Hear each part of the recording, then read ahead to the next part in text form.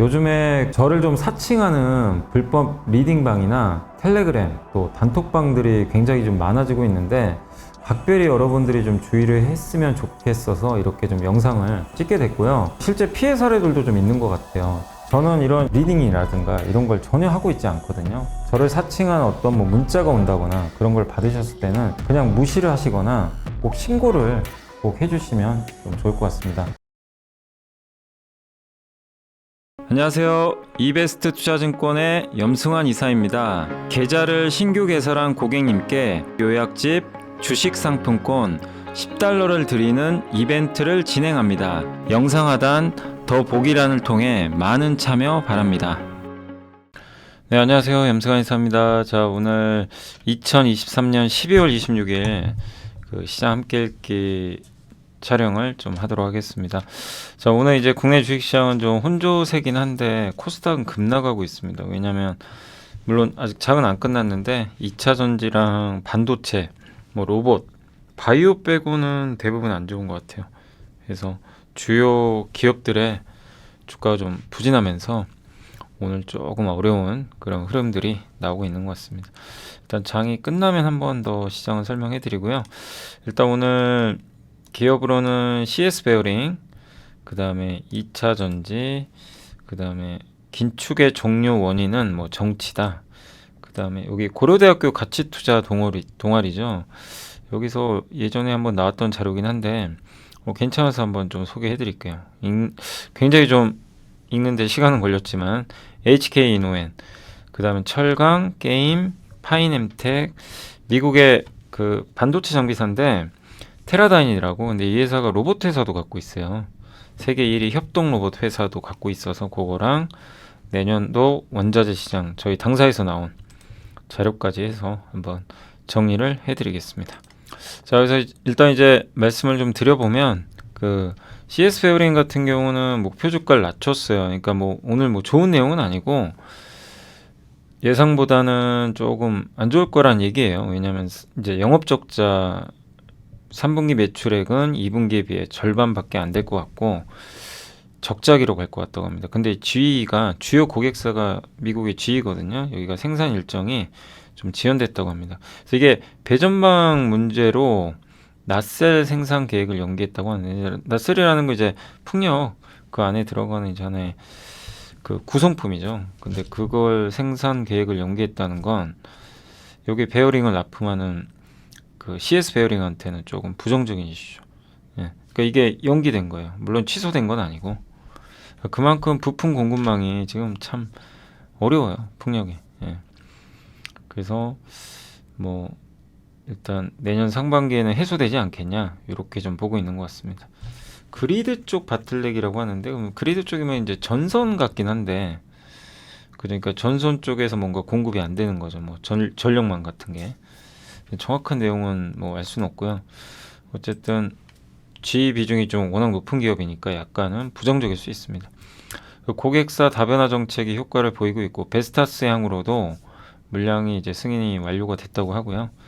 그래서 내년 실적은 좋게 보는데 다만 이제 이번 4분기가 조금 실망스러울 수는 있어요. 이 이슈 때문에. 그래서 미리 알려졌으니까 주가는 반영을 하겠지만 막상 4분기 실적 발표하면 그렇게 주가 나쁠 것 같지는 않습니다. 어차피 내년을 보시면 되겠고 지금 금리도 낮아졌고 여기서 더 나쁠 것 같진 않지만 주가가 오르기는 당장 쉽진 않죠.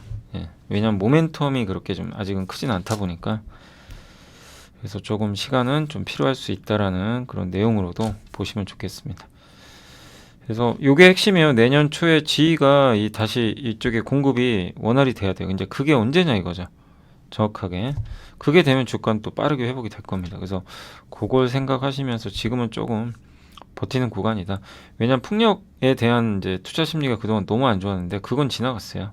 지나갔고 이제는 내년에 그 금리도 낮아지고 이러면서 풍력 발전이 재개될 거고 저번에 보고서 보셨지만 풍력은 목표보다 거의 유일하게 지금 설치가 부족한 쪽에 풍력입니다.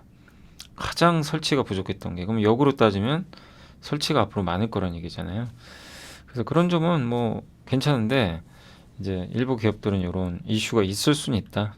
라고 생각해 주시면 좋겠습니다. 그래서 CS 베어링은 이번 4분기 실적에 대해서는 조금 안 좋을 수 있다는 건 미리 좀 염두를 해 두시면 좋을 것 같고, 여기도 뭐 금리 인하 얘기 나오니까 내년엔 괜찮겠다라는 내용입니다. 그래서 뭐 급하게 하지 말자 뭐 이런 내용인 것 같아요. 2차 전지는 이제 정원석 연구원님이 적어주셨는데, 내년 1분기까지 실적은 안 좋을 거고요. 뭐 이거 이미 다 알고 있죠. 뭐 2차 전지 하신 분들이야 모를 리는 없고, 언제 돌아서느냐 이제 요게 관건인 것 같아요. 그래서 지금 실적 추정치는, 실적은 크게 기대하지 마세요. 4분기도 굉장히 안 좋을 걸로 일단 예상은 하고 있는 것 같습니다. 각종 지표들이 다 그걸 예고를 하고 있기 때문에. 그러나 뭐 그거는 뭐 우리가 모르는 건 아니고요. 예. 뭐 그래도 지금 3일 연속 중국의 그 리튬 선물 가격은 좀 오르고 있다고 합니다.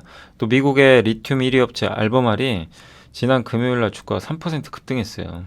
그러니까 어느 정도 바닥을 다지려는 움직임들은 나오는 것 같습니다. 그러나 실적은 아직은 크게 기대하기는 어렵고, LG엔솔도 영업이익 6,300억인데 4,400억, 삼성 SDI도 5,200억이 기대치거든요. 뭐 어닝 쇼크가 다 나올 것 같아요. 영업이익은 3,700억. 그러니까 둘 다 실적은 4분기에 굉장히 안 좋을 것 같습니다. 지금 그렇게 예상을 하고 있고요. 예, 양극재 업체들은 일부 적자 전환 가능성도 있어요. 그러니까 저런 숫자들이 또 안 좋게 나오면 시장은 또 우려를 하겠죠. 그러나 이미 반영을 하고 있다는 건, 예, 어느 정도 또 저런 4분기 실적이 발표하고 나면 오히려 주가가 또 다르게 움직일 수도 있는 건데, 다만 발표 전까지는 사람들이 이제 불확실하니까 주가가 오르기가 만만치가 않죠. 그래서 2차 전지는 이제 어느 정도 바닥은 다져가지만 뭐 계속 급등은 하죠. 그렇지만 올라가는 추세적 상승은 시간이 아직도 좀 필요할 수밖에 없습니다. 그러니까 급하게 뭐 하실 필요는 없고요. 예. 요새 그 엔캠 같은, 엔캠 뭐 동학이요, 또 뭐였죠? 그 솔브레임 홀딩스, 이런 이제 전액 회사들이 제일 좋았죠. 그 미국 법안 수혜 때문에.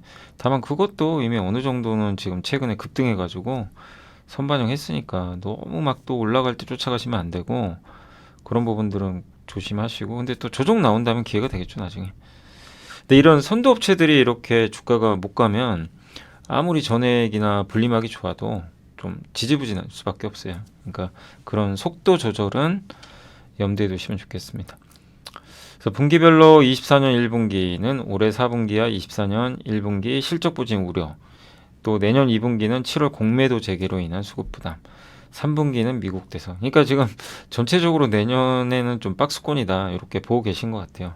불확실성이 좀 많다 이런 내용인 것 같고, 그러나 그 안에서도 저도 이 의견은 동의하는 게, 여기서 최대 수혜는 그 전액이에요. 전액 엔캠입니다. 딱 누가 봐도 엔캠이에요. 왜냐하면 미국에 공장이 많거든요. 일단 미국에 공장 있는 기업이 되게 유리합니다. 예, 없는 기업보다. 근데 분리막은 없는 걸로 아는데, 분리막도 이제 아마 발표할 것 같아요. 미국에 지어야 됩니다. 예, 그런 식으로 가야 될 것 같고, 다만 엔캠의 단점은 뭐죠? 혹시 아세요? 엔캠의 주식 측면에서 제일 단점은 전환사채가 좀 많아요. 물량. 예, 이 전환사채인가요? 뭐 BW인가? 아무튼 확인해 보세요.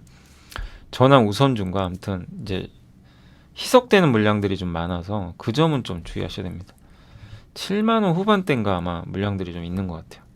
그래서 물론 이제 이렇게 또 주가 빠지면 나오진 않겠지만, 단점은 좀 그런 물량 부담이 있다는 거, 그거는 꼭 좀 주의하셔서 보시면 좋겠고. 그래서 많이 하락할 땐 또 기회가 되는데, 절대적으로 급등할 때 쫓아가시면, 예, 또 후회하십니다. 그래서 그건 꼭 주의하시면 좋겠고, 그 다음에 25년에 프리미엄 신차의 본격 채택 예정인 실리콘 응급제, 요거는 저도 여전히 좋게 보고 있고요. 다만 저는 이제 제이오는 한번 우리가 공부를 진짜 많이 해봤잖아요. 근데 제이오가 워낙 성과가 좋았어요. 다만 그때 말씀드렸지만 제이오가 3만 원까지 왔어요. 그러니까 조금 조심은 해야죠. 지금 아무리 좋더라도 밸류 부담은 있어요. 그래서 나중에 또 쭉 좀 조정 받으면 그때 또 비중을 늘려가시되, 뭐 지금은 조금 올라온 만큼 약간 지켜만 보는 게 좋을 것 같습니다. 또 DB금융에서 그 문샷이라고 이제 자료를 쓰셨는데, 모든 긴축의 종료 그 원인은 정치다. 그러니까 중앙은행이 아니라 정치인이 더 잘 본대요. 2018년도에 금리 인상 한창 남았다고 연준이 우리 금리 인하 안 해, 금리 인상 계속했어요. 근데 트럼프는 계속 비난했죠. 야, 금리 낮춰 막 경기 안 좋아 막 이랬는데 트럼프가 맞았어요. 실제로. 그러니까 왜냐면 자기 지지율이 경제에 달려 있거든요. 그래서 정말 관심 있게 보는 거죠. 그러니까 대선 다가오면 정치인들이 더 잘 본다고 합니다. 오히려. 예. 그리고 실제로 그때 2019년도에 연준 의장이 잘못했다고 그랬죠. 내가 잘못 봤습니다. 금리 인하 해버렸어요. 그러니까 어떻게 보면 중앙은행보다 지금 이렇게 정치 시즌이 다가오면 정치인이 더 잘 본다. 그래서 내년 통화정책은 바이든 지지율이 결정할 수도 있다. 지지율이 올라가면 통화정책이 좀 완화되는 게 좀 늦어질 수 있지만 지지율이 바이든이 안 좋으면 막 금리 인하가 더 세게 나올 수도 있다. 뭐 약간 이런 내용인 것 같아요. 근데 어쨌든 금리는 생각보다 더 크게 빠질 수도 있대요. 이분 의견은, 이 DB금의 의견은 더 빠질 수도 있다. 예, 우리가 생각한 거보다. 뭐 그러면 증시가 어떤 방향을 보일지 모르겠지만 어쨌든 뭐 금리 낮아지는 건 나쁜 건 아니죠, 주식시장에. 예. 어떤 이유 때문에 낮아지느냐가 중요하겠지만 그래서 어쨌든 예, 정치 내년에 정치 시즌이니까 우리가 그 지지율도 좀 살펴봐야 된다. 이런 내용으로 한번 봐주시면 좋겠습니다. 안녕하세요. 이베스트 투자증권의 염승환 이사입니다. 계좌를 신규 개설한 고객님께 요약집 주식 상품권 10달러를 드리는 이벤트를 진행합니다. 영상 하단 더보기란을 통해 많은 참여 바랍니다. 자, 이번에 이제 요거는 이제 고려대학교 가치투자 동아리라고 큐백이라고 이제 되게 유명한데 여기서 쓴 자료인데 제가 읽어보니까 괜찮아요. HK 이노엔이 이제 사실은 그 옛날에 혹시 아세요? CJ 헬스케어였나 이름이 아마 이제 CJ 그룹에 제약회사 하나 있었거든요. 그걸 이제 여기 한국콜마가 인수했죠. 그래서 이제 HK 이노엔이 된 걸로 제가 이제 알고 있는데 어쨌든 한번 좀 보고서 보면서 설명을 좀 해드릴게요. 그러니까 그 우리나라 2023년 국내 의약품 상반기 매출액인데 이게 이제 10위 중에 여기 6위가 지금 이 HK 이노엔의 K캡이라고 있어요. 그 뭐죠? 그 역류성 식도염이라고 해야 될까요? 예. 위산이 이제 위로 분비되는 거죠. 그래서 그게 여기 6위예요, 6위. 그러니까 보면 다 글로벌 기업들이죠. 이 안에 거의 유일하게 지금 한국 기업 하나가 이제 들어가 있는 거죠. 그래서 의약품이 눈에 띄게 비어있는 공간 차지하고 있다, HK. 그래서 매출의 23년 상반기 기준입니다. 그래서 역류성 식도염과 같은 이제 일상적 질병에 주목했고 대부분 항암제거든요. 근데 이제 역류성 식도염, 요거는 뭐 어쨌든 일상생활 불편하잖아요. 예. 이게 자꾸 소화가 안 되고 하니까.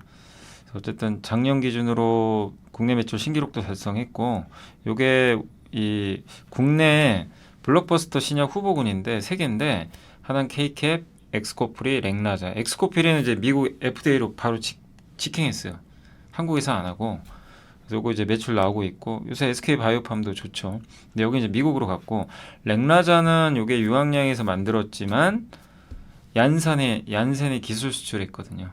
얀센이 임상을 하고 있죠. 존슨앤존스가 이제 가지고 있는. 네. 근데 HK 이노엔이 이제 K캡, 요거 이제 자체적으로 자기가 갖고 있는 거예요. 그래서 국내에서 먼저 성공을 해서 이제 미국으로 갑니다. 미국에서는 이제 25년도에 승인 받을 걸로 예상을 하고 있는 거죠. 그래서 국내 제약사 신약으로 글로벌 블록버스터, 굉장히 큰 거 시장이 그건 요 세 개다 이렇게 보고 있고 엑스코프리는 이제 아까 설명드린 대로 미국으로 바로 갔고 근데 이제 국내 임상 통과해서 유일하게 이 세 개 중에 국내 임상 통과한 이제 물론 렉나자도 국내에서 이미 승인 받고 지금 나와 있잖아요. 나와 있는데 국내 임상 이제 받고 자체적으로 한 거죠. 예. 근데 해외 임상은 유한양이 하는 게 아니라 거기 어디죠? 얀센이 하고 있으니까 좀 그게 좀 다르다는 거죠. 그래서 이게 역류성 식도염의 치료 방식이라고 합니다. 뭐 저도 근데 이 그림 봐도 잘 모르겠어요. 어려워요. 아무튼 바이오는. 근데 여기에 이제 위산이 그러니까 식도로 역류된 그 위산으로 인해서 이제 불편한 거죠. 소화도 그렇고. 그래서 위벽 세포가 산을 위 내부로 보내거든요. 예. 그러니까 요 위벽 세포가 산을 요 안으로 보내는데 얘네가 다시 밖으로 빠져나가는 약간 그런 것 같아요. 그래서 위로 올라오는 거죠. 그거를 이제 막아주는 거래요. 얘네가. 이런 것들이. 이 녹색이 이런 거 이제 막아주는 거죠.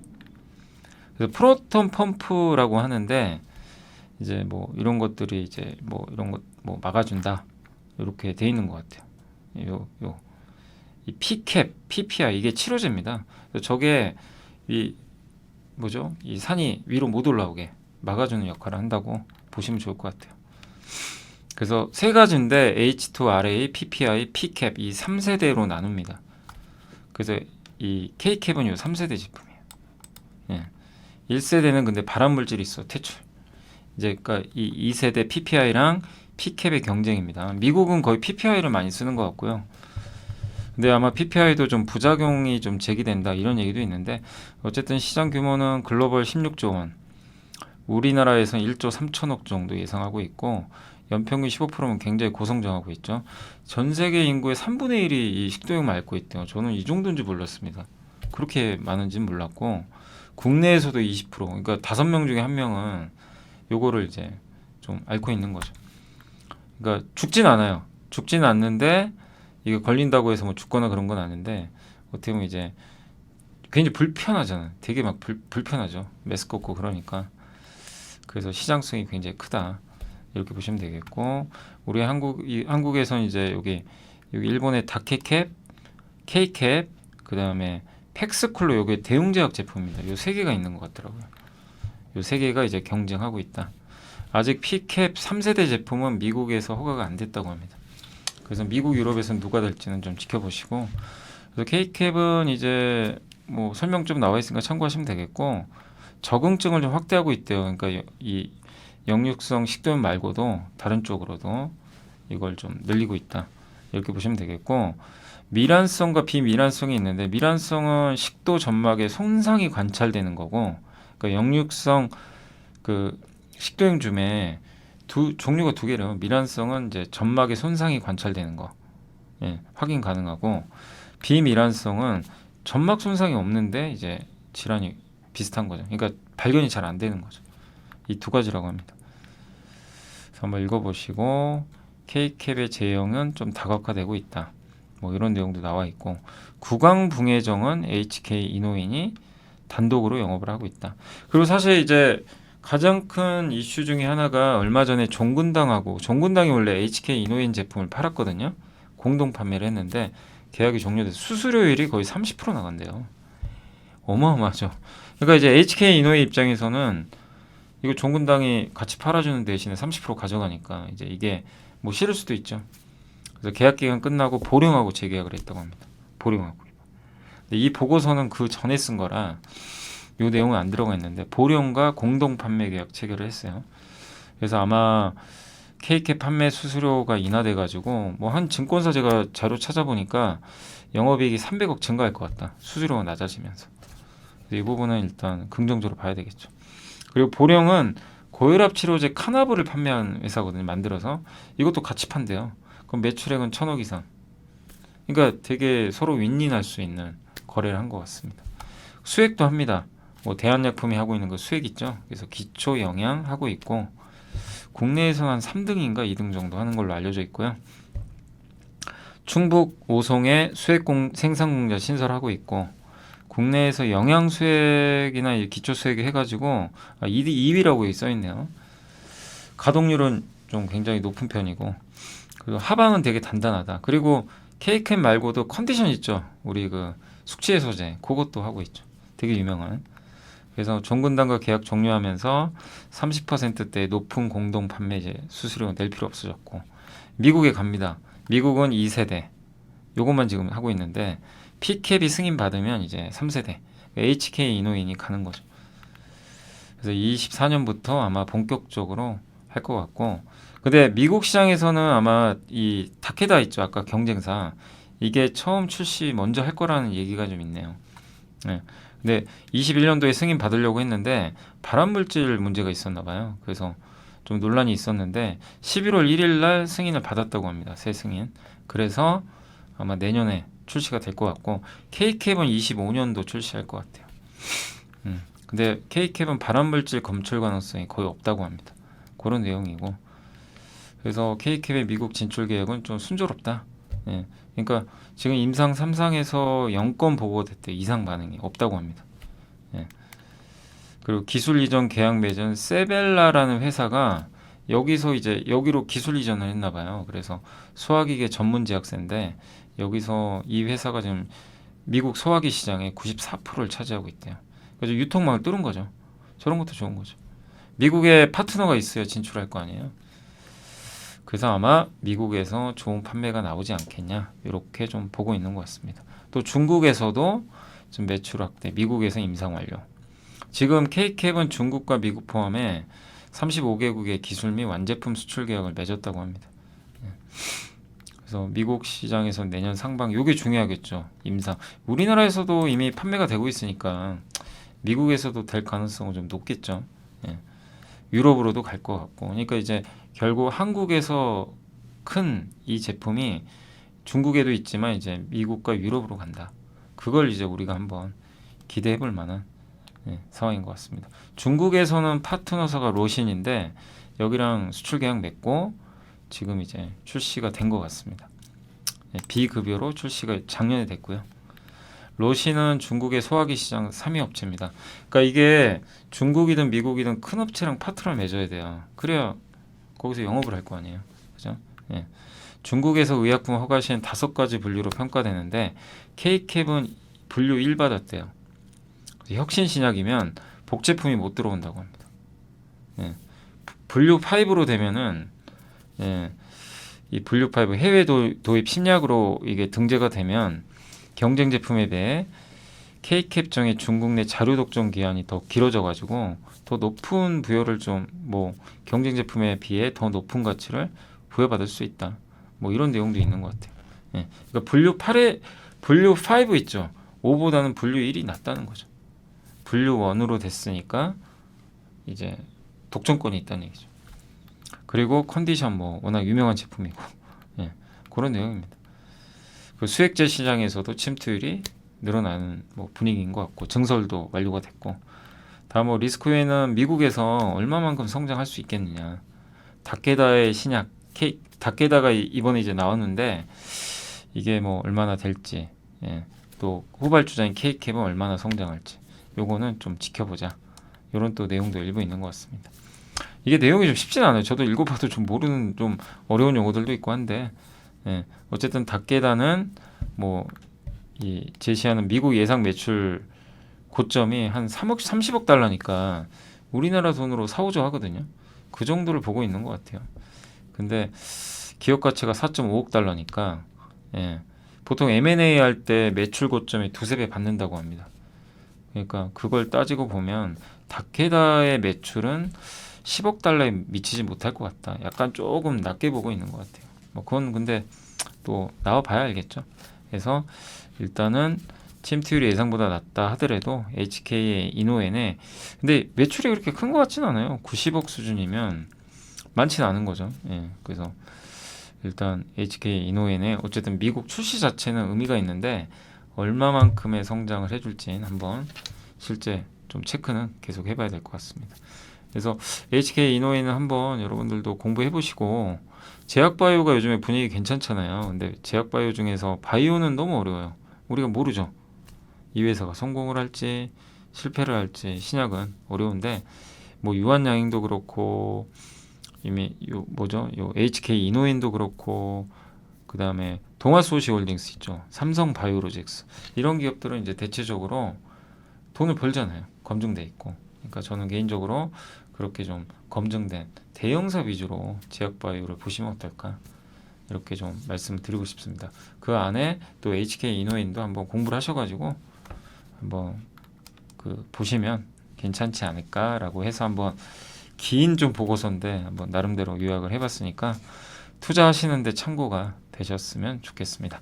자, 유진투자증권의 이유진 연구원이면 철강 올해 좀 별로였죠.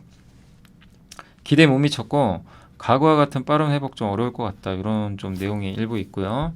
유럽과 아시아에서 친환경 철강에 대한 수요는 가파르게 증가할 걸로 좀 예상은 하고 있는데 친환경 철강이 일단 대두를 하게 되면 중국 업체들의 전기료 변환이나 설비 스프랩이 좀 필연적이라고 하는데 아마 친환경적으로 가게 되면은 감산을 좀 할 가능성은 있다.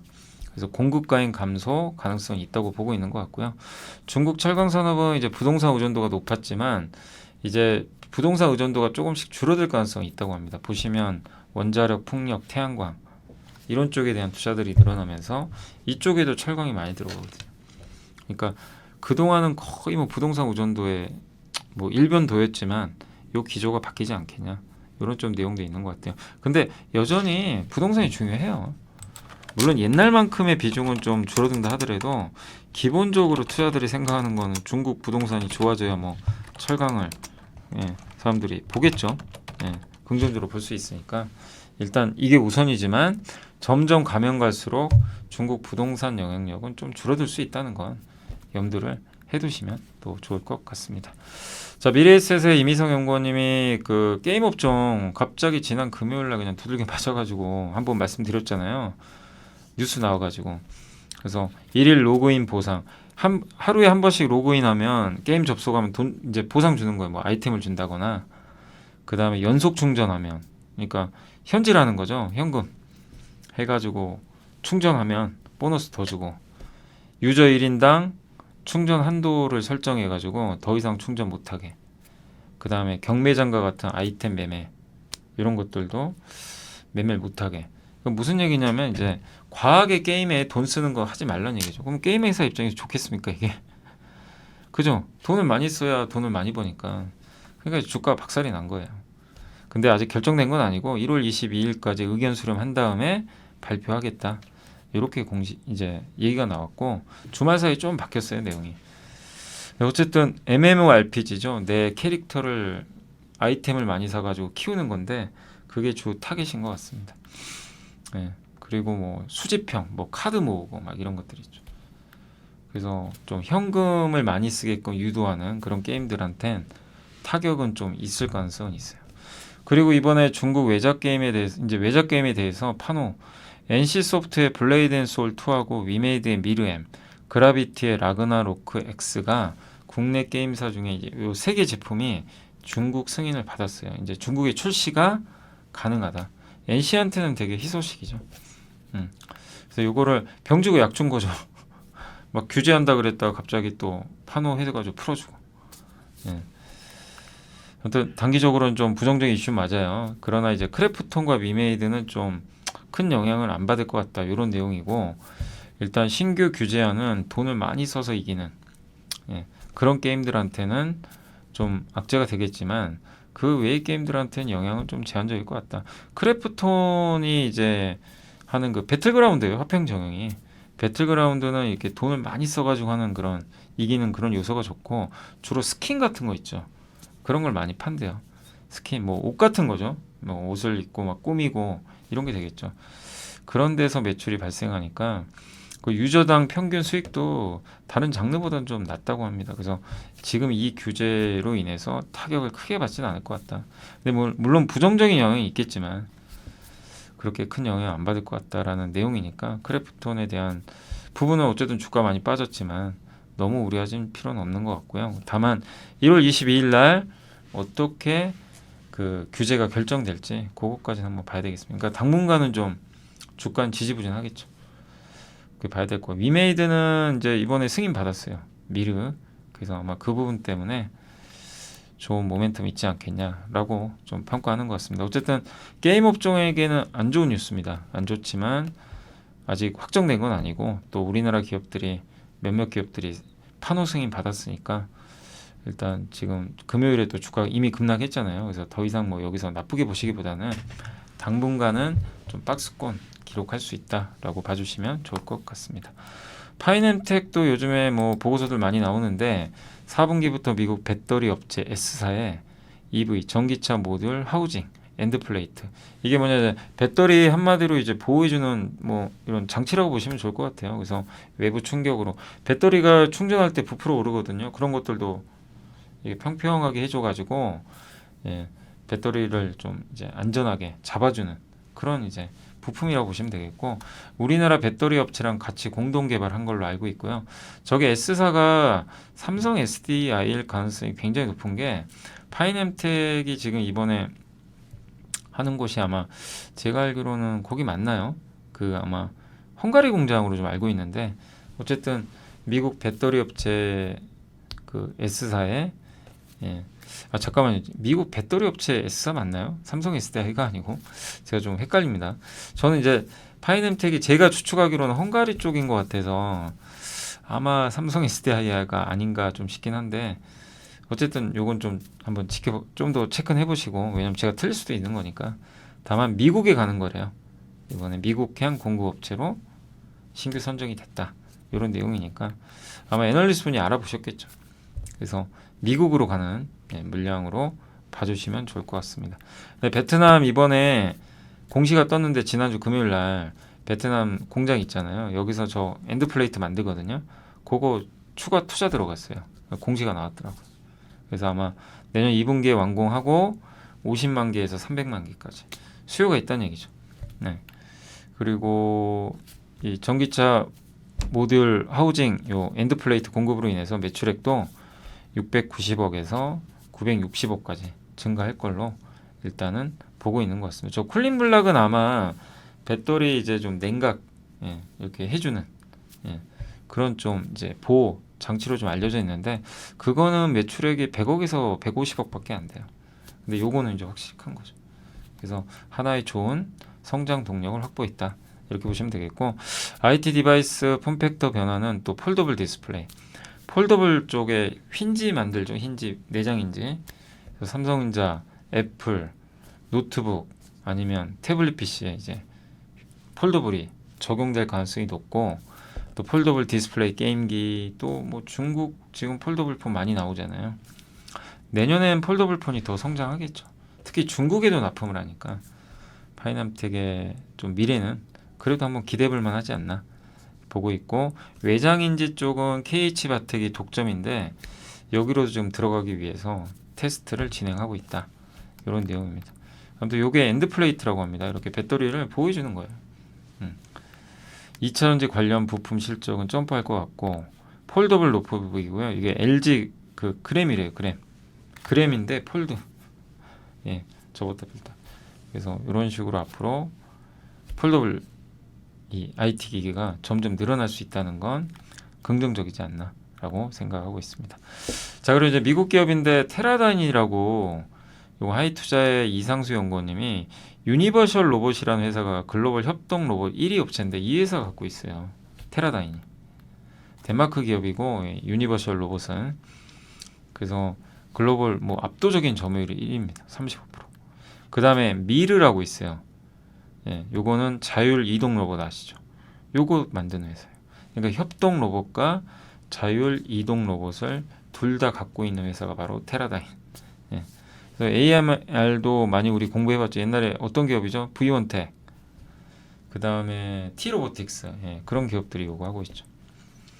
그래서 이 아마존이나 쿠팡 같은 데서 물류 업체들이 완전 자동화 시스템을 갖추기 위해서 저런 것들이 이제 도입을 하는 거죠. 또 반도체나 2차전지 제조 공정에서도. 그러니까 원래 본업은 테라다인은 반도체 후공정 비메모리 쪽 있죠. 이쪽 테스트 장비 업체예요. 그래서 이 회사 제품을 예를 들면 저기 두산 테스나 같은 기업들이 구매해가지고 검사하는 겁니다. 그러니까 두산 테스나는 반도체를 검사해주고 그 장비가 필요한데 그거를 테라다인이 공급을 해요. 비메모리죠. 근데 우리나라에서 약간 이제 비슷한 경쟁사, 뭐 물론 이제 덩치 크기는 엄청나게 차이가 있지만 한국에서 가장 비슷한 회사 중에 하나가 엑시콘이에요. 엑시콘이 이제 테라다인과 비슷하죠. 근데 엑시콘은 거의 메모리 위주로 하는 걸로 알려져 있고, 테라다인이 비메모리 쪽이 좀 많은 걸로 알고 있습니다. 어쨌든 글로벌 1등 뭐 거의 선도 업체 중에 하나니까. 근데 그 밑에 또 로봇 기업들도 갖고 있으니까 대단한 거죠. 그래서 협동 로봇 업체 유니버셜 로봇과 AMR 업체 미르를 각각 인수를 했습니다. 근데 3분기 실적은 별로 안 좋았대요. 뭐 반도체 업황이 좋은 건 아니니까 내년이 좋아질 것 같고, 협동 로봇과 AMR 시장 침투율이 3에서 5%밖에 안 되니까 괜찮지 않겠냐. 그러니까 이런 로봇 회사들을 꼭 우리나라만 할 필요는 없어요. 미국에도 있으니까. 그러니까 그런 기업들도 분석하셔가지고 좋은, 또 만약에 주가가 팍 많이 빠져 있다, 그럼 또 관심 가질 필요는 있겠죠. 특히 협동 로봇은 지금 북미가 투자를 워낙 많이 하니까 그런 쪽에서 수혜가 예상되고, 가격도 2천만 원이 4천만 원인데 비싸죠. 후발 업체들보다는.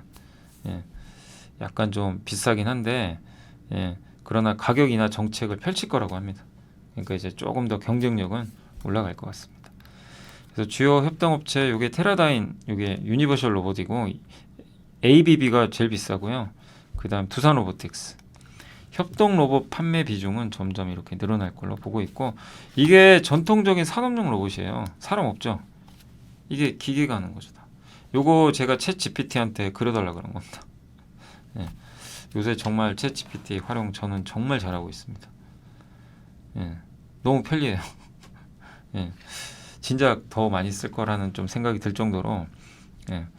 그 다음에 요게 협동 로봇. 사람과 똑같이 하는 거예요. 요게 바로 협동 로봇입니다. 같은 공간에서 로봇과 사람이 일하는 거. 그 차이가 있죠. 자, 그리고 이제 마지막으로 요 보고서는 저희 당사에서 쓴 보고서인데, 요거 한번 좀 긴 보고서인데 저희 당사 거라 그냥 바로 제가 공유해 드릴게요. 제목은 요번에 저희 이제 새로 원래 최진영 연구원님이 원자재 담당하셨는데 대신증권으로 이직을 했기 때문에 이분 그 홍성기 연구원님이 이번에 새로 맡았습니다. 그래서 원자재 전망이고 한번 요거 읽어보시면 도움 좀 될 거예요. 꼭 원자재만이 아니라 금 요새 관심 많으시죠? 그 내용도 들어가 있어요. 그래서 한번 제가 여기 밑줄 친 것만 좀 설명드릴게요. 2020년대 미국은 석유 순수출국으로 전환이 됐고, 그리고 중동산 석유 수입을 급감을 했습니다. 캐나다로부터도 수입을 많이 하고. 그러니까 미국은 에너지 독립을 이미 했어요. 옛날에 했죠. 오바마 대통령이 셰일가스 개발해서 수출하겠다. 그래가지고 그때 유가 폭락하고 난리도 아니었죠. 그러면서 석유 순수출국으로 이제 완전히 전환이 됐습니다. 그 중국은 중동 국가들하고 요즘에 좀 많이 교육을 하고 있죠. 그게 이제 과거랑 좀 달라진 부분 중에 하나고, 달러와의 위상은 점점 약해지고는 있어요. 예전 같지는 않죠. 그래도 여전히 1등이지만 점점 그 존재감은 조금씩은 줄어들고 있다. 그리고 그 이유 중에 하나가 신흥국들이 옛날에는 미국 국채를 샀거든요. 외환보유고로 샀어요. 지금은 어떻게 되죠? 러시아도 그렇고 다른 많은 이 신흥국들이 뭐 러시아 같은 경우는 미국 국채 팔아버리고 있고요. 중국도 말할 것도 없죠. 이게 중국의 미국 국채 비중인데 줄고 있죠. 지금 보시면. 인도를 제외하고 이게 인도거든요. 다른 나라들 러시아 국채 비중이 줄어요. 그러니까 미국 국채 투자한 이 비중인데 다 줄고 있어요. 구조적이라는 얘기죠. 그리고 금은 늘리고 있대요. 그러니까 무슨 얘기냐면 신흥국이 돈 벌어서 옛날엔 미국 국채를 샀거든요. 그거 안 사고 뭘 사요? 금 사고 있어요. 그러니까 여러분도 그 생각 해보시죠. 요새 금이 왜 이렇게 강한가? 저도 그 생각 했거든요. 물론 금리가 낮아지고 물가 낮아지고 근데 경기는 좀 안 좋고 이러면 금 가격이 올라요.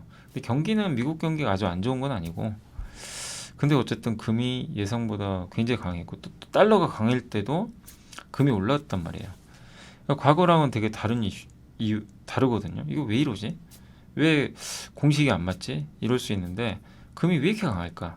이 정도로 강할 이슈는 아닌데, 그 이유 중에 하나가 미국의 국채를 팔아버리고 금으로 대체하고 있대요. 금은 안전자산이죠. 그러니까 신흥국들이 금 매입을 늘리고 있다고 합니다. 중국 보세요.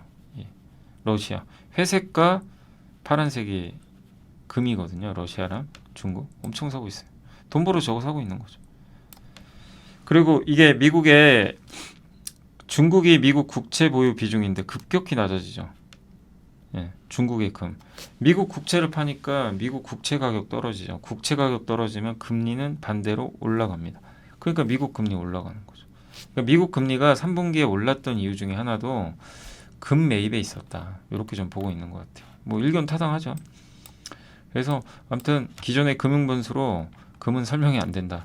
근데 그 궁금증이 해결이 된 거죠. 그래서 중앙은행들이 금을 워낙 많이 샀다. 다른 세계 각국의 금 매입이 이게 금 중앙은행들이 매입한 것 같아요. 너무 많았다는 거죠. 그게 하나의 이유고, 원자재 가격은 아시겠지만 달러와 역의 관계죠. 근데 요즘에 위안화랑 같이 움직인대요. 그러니까 위안화가 강해지면 원자재 가격도 올라가는. 위안화가 약해지면 원자재 가격 같이. 위안화가 이제 변동성 보이니까. 그래서 가격 변화율을 주도하는 것은 원래는 달러가 그 역할을 했는데 점점 이게 바뀌고 있나 봐요. 위안화의 영향력이 좀 커지고 있다.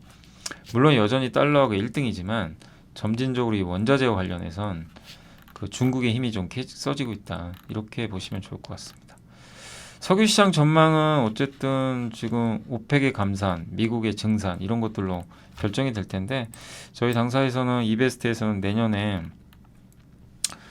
이 석유 WTI를 내년 1분기 74, 76, 78, 내년 4분기에 72까지 보고 있어요. 그러니까 내년에 유가가 크게 오를 일은 별로 없는 것 같다. 이거 좋은 거죠. 유가가 안 오를수록 좋아요. 예. 그래야 우리나라 경제엔 도움이 됩니다, 사실. 그리고 2030년에 석유 수요 정점을 예상을 했고요. 석유 수요는 뭐 여기서 막 줄지 않고요. 이제 2030년 되면 피크아웃 찍는다. 그렇게 봐주시면 좋겠고, 여전히 사우디는 원유 생산 의존도가 높은데 사우디가 요즘에 감산을 하는데도 다른 나라들이 말을 안 듣습니다. 근데 사우디도 어쨌든 체질 개선해야 돼요. 원유 의존도를 줄이려고 할 겁니다. 아랍에미리트처럼. 아랍에미리트는 그렇게 해서 성공을 했죠. 빈살만이 아마 그렇게 하려고 좀 바꾸려고 하는 것 같아요. 그리고 셰일 오일은 여전히 증산을 많이 하고 있습니다. 그러나 내년엔 좀 둔화될 것 같다. 올해 유가 급락한 이유 중에 하나가 미국이 셰일 오일을 굉장히 증산을 많이 했어요. 그것도 하나의 원인을 줬거든요. 근데 아마 그거는 내년엔 좀 둔화된다 라고 보시면 좋겠습니다. 그러니까 내년에 유가가 크게 내려가기도 뭐 크게 급등하지도 않을 거는 같아요. 네, 이렇게 보시면 되겠고, 5년물 선물이 현재 생산 원가 수준이라고 좀 보고 있는 것 같은데, 근데 저도 이건 잘 이해가 안 가더라고요. 이게 5년물 선물의 의미는 저도 명확하게 이해는 안 가서 그냥 넘어가겠습니다. 제가 한번 물어봐야 될 것 같아요. 예. 그리고 네옴시티 건설의 자금 조달 방안으로 석유 자원의 자본화를 위한 아람코 지분, 아람코 아마 지분을 매각을 할 가능성이 있어요. 예. 그래서 아마 그 매각 가능성이 있는데, 아마 근데 아람코 보통 지분 매각하고 나면 유가가 떨어지는 경우들이 있는데 그건 좀 지켜봐야 되겠습니다.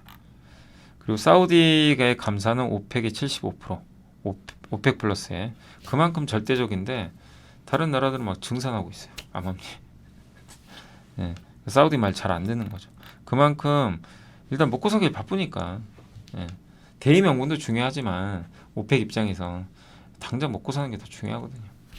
인간은 왜냐? 이기적이거든요. 예, 그게 인간의 사실 속성 중에 하나예요. 그래서 신재생으로 가야 되는 대의 명분 다 오케이. 그러나 고금리 이런 것 때문에 당장 내가 먹고 살기 힘들어요. 어떻게 돼요? 스톱합니다. 일단 이게 더 중요하니까. 예, 그렇게 돼요. 예, 그래서 경제정책이나 이런 것들, 각국의 정책을 볼 때 그런 것들이 계속 진행되다가도 한 번씩 이렇게 멈춰가는 건 그런 이유 때문이죠. 오펙도 비슷한 거죠, 지금. 그래서 급락은 안 하겠지만 유가가 크게 오르기도 어려운 거죠. 감산 효과가 크지 않기 때문에. 또 중국의 리오프닝 효과도 그렇게 크진 않을 것 같고. 예. 중국은 경기가 너무 안 좋잖아요. 예. 근데 좋아진다고 해도 그렇게 수요에 큰 플러스로 막 작용할 거진 않다. 물론 플러스는 되겠지만 강도 자체는 그렇게 크진 않을 것 같다. 그런 내용인 것 같고요. 수요 우려는 여전히 지속되고 있고, 아직 뭐 수요가 그렇게 좋은 편은 아니죠. 공급도, 근데 내년에는 공급도 증가율도 그렇게 크진 않고요. 뭐 수요도 증가율이 뭐 엄청 크진 않고, 그러니까 약간은 좀 답답한, 예, 유가 기준으로는 좀 박스권. 미국의 전력 비축유도 매입을 해야 되는데 이것도 시급하지 않은 것 같습니다. 그러니까 좀 정체돼 있을 것 같습니다. 그러니까 유가는 뭐 지금 정도 레벨 유지되면 뭐 괜찮지 않을까라고 생각하고 있고요. 아까 금은 말씀드렸고, 예, 원래 경기가 안 좋을 때 금이 강하거든요. 근데 내년에 뭐 어떻게 될지 모르지만, 예, 미국 경기는 생각보다 좀 좋은 상태라서 예측은 좀 쉽지 않고요. 예, 내년 1분기 근데 금 가격은 다시 역사적 고점을 넘길 것 같다. 이런 내용은 일부 있으니까 참고하시면 좋겠습니다. 왜냐하면 중앙은행이, 각국의 중앙은행들이 미국 국채를 안 사고 금을 사니까 그런 게 영향을 좀 주긴 하겠죠. 비철금속에서는 중국은 재고 수준은 낮지만 신규 수준, 중국 경기가 안 좋은 거죠. 중국 경기가 빨리 돌아서야 돼요. 예, 그러니까 위안화가 중요합니다. 이 비철금속이나 이런 금속 쪽은 중국이 살아나야 된다.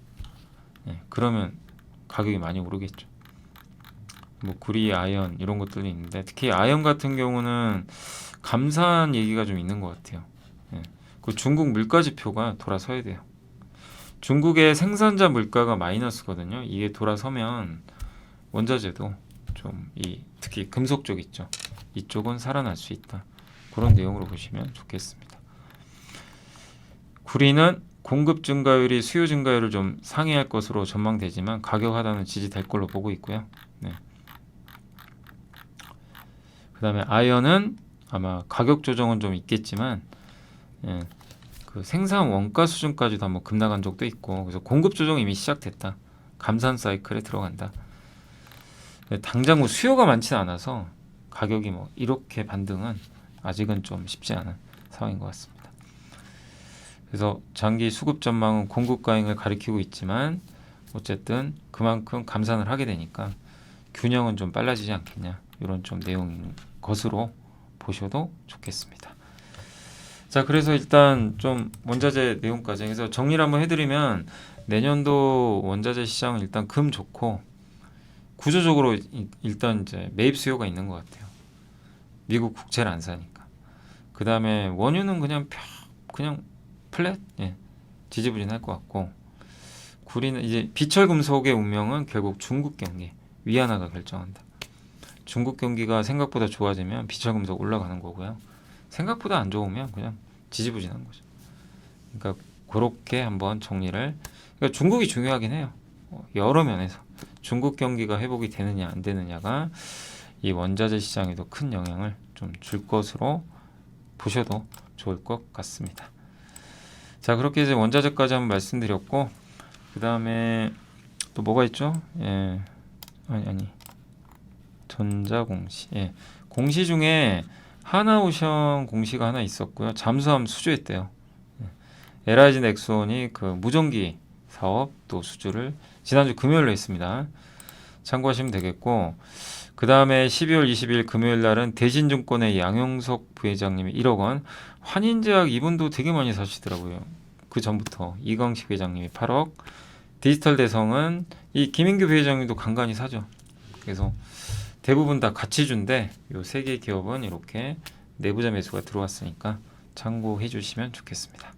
자, 오늘 그리고 장이 끝나서 이제 증시 말씀을 해드리면, 오늘 코스피는 강보합이 끝났고요. 코스닥은 상대적으로 많이 빠졌습니다. 이틀째 뭐 개인들 매도가 오늘 좀 상당히 많았던 걸로 아까 봤거든요. 근데 오히려 코스닥은 좀 샀는데 코스피를 1조나 팔아버렸네요.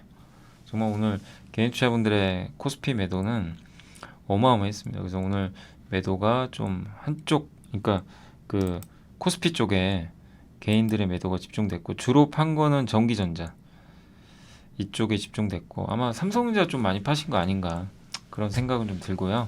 반면에 소형주는 좀 매수를 했다라고 보시면 좋겠습니다. 기관들이 좀 많이 샀고요. 예. 섹터로는 오늘 타이어 업종이 오늘 괜찮았는데, 효성 첨단 소재가 오늘 8%나 올랐더라고요. 근데 이유는 모르겠습니다. 저도 갑자기, 예, 어떤 이유인지 모르겠고요. 그 다음에 오늘 온 디바이스 AI, 우리가 이제 지난주까지 온 디바이스 AI 다 끝냈죠. 그래서 몇몇 기업들 소개는 해드렸는데, 오늘 이렇게 AD테크나 제주반도체, 제 밸류체인 한번 소개는 해드렸죠. 예. 다만 이제 전 말씀드리고 싶은 게, 이쪽 관련주가 너무 많이 올랐어요 그동안. 그러니까 조금 지켜보자. 예. 나중에 좋은 기회가 올 때 투자하자, 그 말씀 드리고 싶고, 다만 공부는 좀 완벽하게 해놓으세요. 온 디바이스 AI도 가야 되는 길입니다. 그러니까 공부는 계속 좀 필요할 것 같습니다. 그리고 오늘 건설주 괜찮았고, 줄기세포 쪽도 요즘에 바이오가 좋아요. 요즘에 편의점 BGF 올라갔고, 그리고 네옴시티 관련주 일부 올라갔고요. 보험주도 좋았고, 요새 삼성전자가 이제 8만전자 얼마 안 남았습니다. 제발 좀 8만전자 갔으면 하는 그런 바람입니다.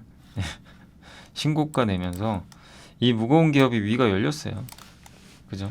그래서 그동안 고생하신 분들 모쪼록 내년엔 삼성전자로 좀 만회가 됐으면 좀 좋겠고, 백화점 오늘 오랜만에 그 롯데쇼핑 좋았고, 자동차 대표주에서는 만도하고 기아가 좀 좋았는데 뭐 큰 변화 없었던 것 같습니다. 리츠 쪽 조금 빠졌고요. 그리고 이 홈쇼핑주들 리츠 홈쇼핑주 올랐고 조선주도 오늘 조금 올랐네요. 그다음에 낸드 관련주 일부 올랐고 심택이 좀 좋았네요 오늘. 심택도 오해가 좀 많은 기업 중에 하나죠. 그리고 의료 AI 관련주는 사실 오늘 안 좋았어요. 루니 뷰노가 빠졌기 때문에 좋았다라고 보기는 어렵죠. 나머지는 대부분 빠졌고 오늘 특히 CNT 관련주가 급락을 했고 제이오도 너무 많이 올랐죠 그동안. 예. 그래서 좀 오를 때 조금 조심하자고 말씀드렸던 거고요. 또 빠지면 기회가 되는 거죠. 예. 근데 대유 플러스는 잘 모르겠네요. 여기 CNT에 포함되어 있어가지고. 해운주 오늘 좀 안 좋았습니다. HMM이 좀 빠졌고 리튬 관련주도 오늘 좀 대부분 좋지는 않았습니다. 여기가 주로 이제 2차전지 쪽이죠. 그리고 오늘 그 웹툰 또 엔터주도 YG 엔터가 좀 많이 빠졌어요. YG 뭐 JYP. 그래서 오늘 엔터주도 특별한 악재는 없고요. 조정받았고 임플란트 쪽도 오늘 좀 안 좋았고 그리고 피팅, 뭐 자율주행차 그러니까 수많은 섹터들이 다 빠졌어요 오늘은. 분위기가 좋지는 않습니다. HBM 요즘에 힘 없죠. HBM도 조정받고 있고 뭐 아이폰, 스마트폰 관련주, OLED 관련주, 풍력, 항공 뭐 할 것 없이 오늘은 대다수의 업종들이 다 하락을 했다라고 봐주시면 좋겠고 일부 타이어 업종하고요. 그 다음에 오늘 강했던 게 그 온 디바이스 AI, 뭐 보험주 이런 정도만 좀 강하지 않았나. 삼성전자하고 이렇게 보시면 좋겠고 오늘 시총 상위 기업 중에서는 에코프로비엠하고 에코프로가 많이 빠졌고요.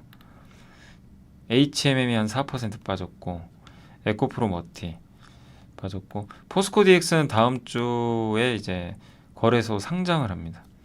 이전하는 거죠. 그래서 요즘에 분위기 좋고요. 포스코 인터 빠졌고 SK 바이오펌 오늘 바이오주들 괜찮았어요.